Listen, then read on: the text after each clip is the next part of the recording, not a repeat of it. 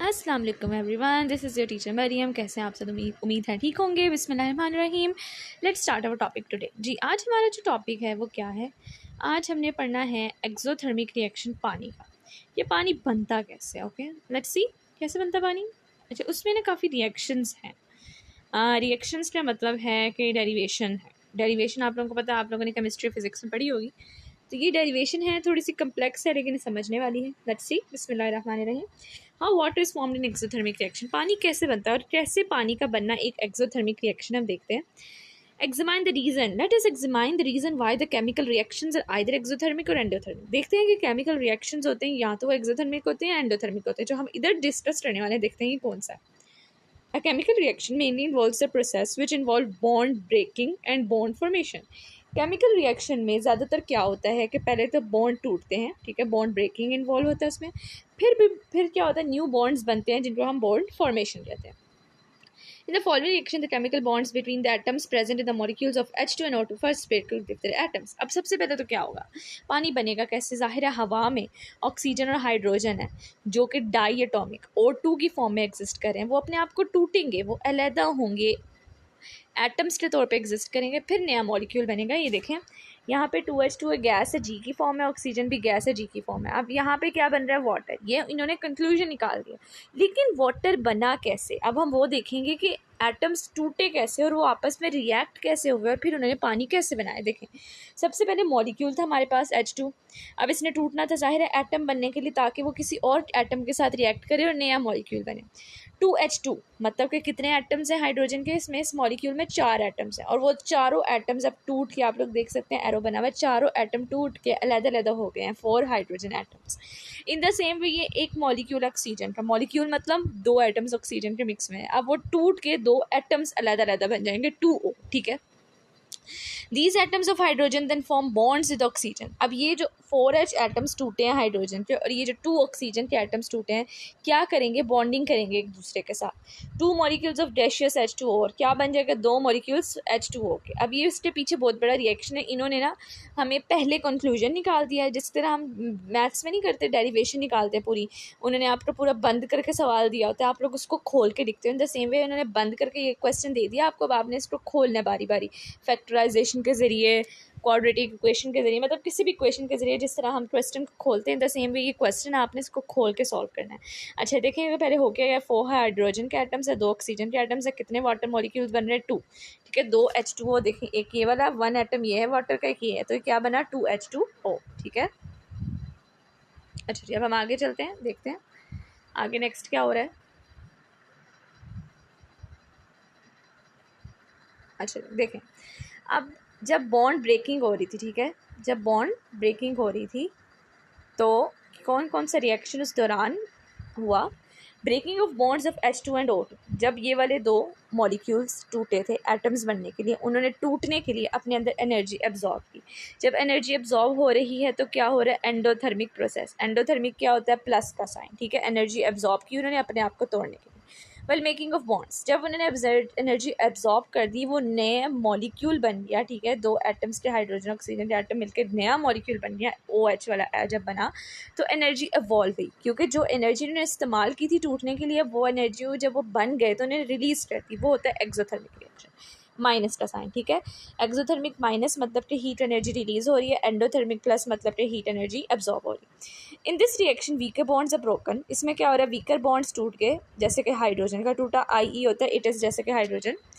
Hence, less energy is absorbed in this system. जब तोड़ने में कम एनर्जी लगी, while the bonds which are formed in water molecule are stronger. और जब पानी H2O बनाना तो वो बहुत ज़्यादा स्ट्रॉन्ग था एज कम्पेयर टू H2 के, तो इस वजह से heat energy thus great energy is evolved, इस वजह से ज़्यादा हीट एनर्जी रिलीज हुई, क्योंकि ये ज़्यादा स्ट्रॉन्ग बॉन्ड बना था और उसको कम एनर्जी लगी थी टूटने में, इसलिए कम एनर्जी एब्जॉर्ब हुई थी। Hence the energy which is evolved, इस वजह से जो एनर्जी निकली है is more than the energy which is absorb, वो ज़्यादा है उससे जो एनर्जी एब्जॉर्ब हुई है, इसलिए क्योंकि बॉन्ड तोड़ना आसान था और जब बॉन्ड जुड़ गया तो वो ज़्यादा स्ट्रेंथ वाला जुड़ा और उसकी वजह से ज़्यादा एनर्जी रिलीज़ हुई। अब ओवरऑल रिएक्शन हम क्या कंसीडर करेंगे? एक्सोथर्मिक, क्योंकि एनर्जी जो रिलीज़ हो रही है वो ज़्यादा हो रही है एज़ कम्पेयर टू एब्जॉर्ब होने से। तो अब ये देखें, इन्होंने अब डेरिवेशन स्टार्ट कर दी है। H2 है, जो दो हाइड्रोजन के एटम्स टूट के बने थे, इनको कितनी एनर्जी लगी है 435 किलो जूल पर मोल टूटने में। फिर ऑक्सीजन को टूटने में कितनी एनर्जी लगी है +498 किलो जूल पर मोल। हाइड्रोजन ऑक्सीजन पर जुड़ने में जब नया बॉन्ड बना है तो उसमें देखें आप लोग कितनी एनर्जी रिलीज हो रही है -484 kilo joule per mole exothermic. Since 2 moles of hydrogen take part in the reaction, क्योंकि दो हाइड्रोजन के मोल्स ने रिएक्शन में हिस्सा लिया, so total energy absorb in the reaction, तो टोटल एनर्जी कितनी एब्जॉर्ब हुई, ठीक है, क्योंकि H2 है, दो हाइड्रोजन के एटम्स हैं, यहाँ पे 4 टूटे हुए हैं। तो जब हम 870 भला कैसे आया 435 में, हम जब 435 ऐड करेंगे तो हमारे पास आंसर आ जाएगा 870। मतलब कि हाइड्रोजन को टूटने में 870 किलो जूल एनर्जी इस्तेमाल हुई है।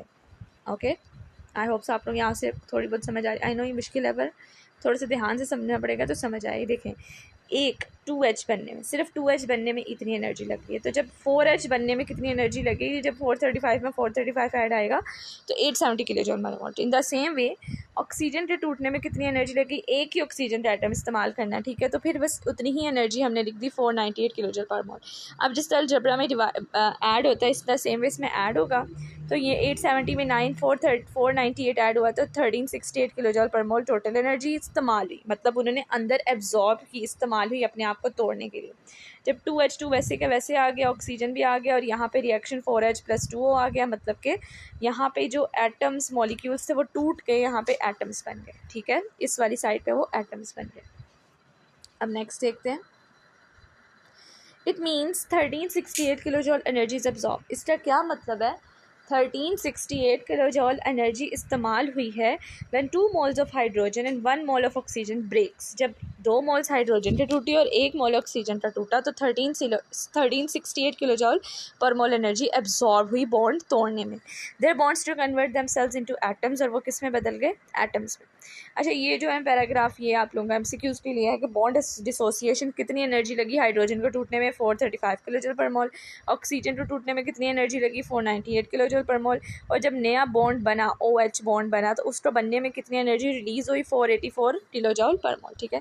अच्छा, आगे ये इंटरेस्टिंग इन्फॉर्मेशन आ गई है, ये भी शॉर्ट आंसर के तौर पे वो दे सकते हैं बोर्ड वाले। नाइट्रोजन क्यों रिएक्ट करता है ऑक्सीजन में, सिर्फ और सिर्फ लाइटनिंग में। अगर लाइट जब बिजली गरजती है सिर्फ तभी निट्रिक ऑक्साइड बनता है, नाइट्रोजन ऑक्सीजन के साथ रिएक्ट करता है, आगे पीछे क्यों नहीं करता, आगे पीछे इसलिए नहीं करता क्योंकि इसको अच्छी खासी एनर्जी चाहिए होती है आपस में रिएक्ट करने के लिए। आपको बताया था ना, जब बॉन्ड बनता है तो वो बाहर से एनर्जी एब्जॉर्ब करता है, ठीक है, तो उसको ज़्यादा अच्छी खासी एनर्जी चाहिए होती है बॉन्ड बनने के लिए। इस वजह से जब लाइटनिंग होती है वो सिर्फ तब ही बनेगा, वरना नहीं बनेगा जैसे बिजली गरजेगी। Nitrogen of the atmosphere reacts with oxygen to produce nitric oxide in the presence of lightning. This is because reaction is highly endothermic, अच्छी खासी एनर्जी इसको चाहिए तोड़ने के लिए। So only lightning can provide enough energy for the reaction to take place, और सिर्फ lightning ही इतनी एनर्जी दे सकती है कि वो रिएक्शन हो। ओके, ये कहलाता चीज़ है, आप लोगों ने इसमें मिक्स नहीं करना। ये यहाँ तक भी क्वेश्चन, अब यहाँ से कंटिन्यू करते हैं। Total energy evolved in the formation of 4 OH bonds. अब एक बनने में इतनी लगी थी 484 किलो जूल, तो 4 OH बॉन्ड्स बनने में कितनी लगेगी, ये रिलीज़ हुई थी, एक बॉन्ड बनने में इतनी एनर्जी रिलीज़ हुई थी, ठीक है, तो 4 बॉन्ड्स बनने में कितनी एनर्जी रिलीज़ होगी 1936 किलो जूल पर मोल। कैसे, अब जब आप लोग इसमें 1368 किलो जूल में 1368 किलो जूल दोबारा वो ऐड करोगे तो -1936 किलो जूल पर मोल बनेगा, क्योंकि यहाँ पे वहाँ पे सिर्फ एक OH बन रहा था, यहाँ पे 2 ऑक्सीजन के वाटर के मॉलिक्यूल्स बन रहे हैं, ठीक है, यहाँ पे 2 वाटर्स के मॉलिक्यूल्स बन रहे हैं और वहाँ पे सिर्फ एक OH बॉन्ड बना था। ओके, नेक्स्ट देखते हैं आगे इसमें क्या है। अब ये देखें, total energy evolved in the formation of 4 OH bonds. कितनी एनर्जी लगी है, 4 OH बॉन्ड्स निकली है, 4 OH बॉन्ड्स फॉर्मेशन होने में -1936 kilo joule per mole. This is the energy evolved when 2 moles of water are formed. ये एनर्जी निकली है जब 2 मोल्स ऑफ वाटर, ये देखें 2H2 लिखा ना, जब 2 मोल्स ऑफ वाटर बने हैं, 2 मोल्स ऑफ वाटर मतलब कि 4 OH बॉन्ड्स और 2 H2O bonds formed from 4 moles of hydrogen atom and 2 moles of oxygen atom. 2 moles, और जब 2 मोल हाइड्रोजन एटम के 2 मोल ऑक्सीजन एटम के मिले हैं तो वो कितनी एनर्जी रिलीज हो रही है -1936 kilo joule per mole. The energy evolved will be 968 kilo joule per mole. Hence the overall energy evolved in this reaction, ये हमारी कितनी एनर्जी बच रही है, मतलब इतनी एनर्जी जो थी ना एब्जॉर्ब हुई थी, इतनी एनर्जी रिलीज हो रही है, तो जब हम माइनस करेंगे मतलब डेल्टा एच निकालेंगे, एंथैल्पी निकालेंगे डेल्टा एच, तो हमारे पास आएगा -568 किलोजूल पर मोल फॉर 2 मोल्स ऑफ वाटर। 2 मोल बनने के लिए ये वाली एनर्जी होगी, ठीक है। और अगर 1 मोल बनने के लिए कितनी एनर्जी होगी, तो जब हम ये वाला 2 इधर जाके डिवाइड होगा, यहाँ पे जब मल्टीप्लाई हो रहा है यहाँ पे जाके डिवाइड होगा, तो हमारे पास -284 किलोजूल पर मोल। तो इसका मतलब ये हुआ कि जब 1 मोल ऑफ वाटर बनेगा तो -284 किलोजूल पर मोल एनर्जी रिलीज होगी, और जब 2 मोल्स ऑफ वाटर बनेंगे तो -568 किलोजूल पर मोल एनर्जी रिलीज होगी। आई होप सो आपको अच्छे तरीके से समझ आई होगी। कोई भी सवाल है आप लोग कमेंट सेक्शन पूछ सकते हैं। अल्लाह हाफिज़, थैंक्स फॉर योर पेशेंस।